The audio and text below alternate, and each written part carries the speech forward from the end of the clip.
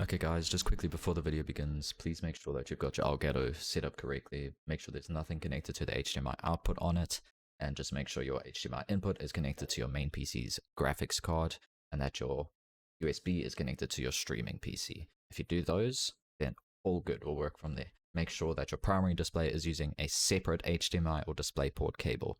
You don't want them connected directly to the Elgato itself, and from there we'll get into the video.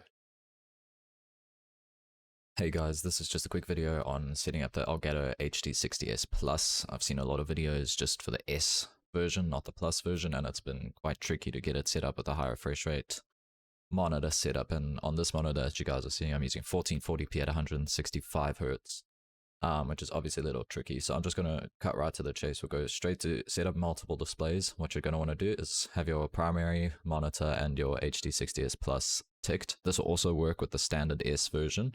But I'll show you what to change for that.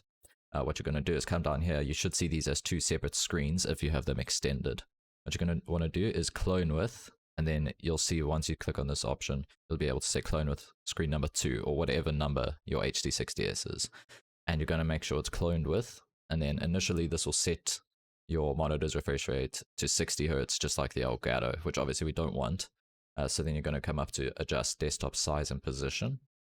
This is the most important part. So there is slight differences between the HD60S and the Plus. So what I do with the Plus is I leave it on aspect ratio for each, and then what you're going to come do is just make sure your resolution is set correctly. I just leave this on display. If I set it to GPU, it doesn't make a difference for me. Refresh rate, now you can set your refresh rate to 165 or 144, whatever you're using.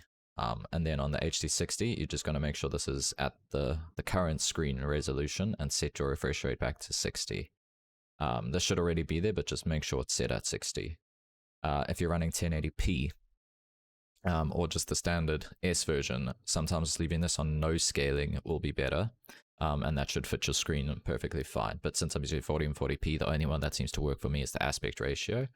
Then obviously make sure this resolution is set to 1080p and your refresh rate is set to whatever your refresh rate is, and same on the HD60, make sure this is 1080p and at 60 Hz.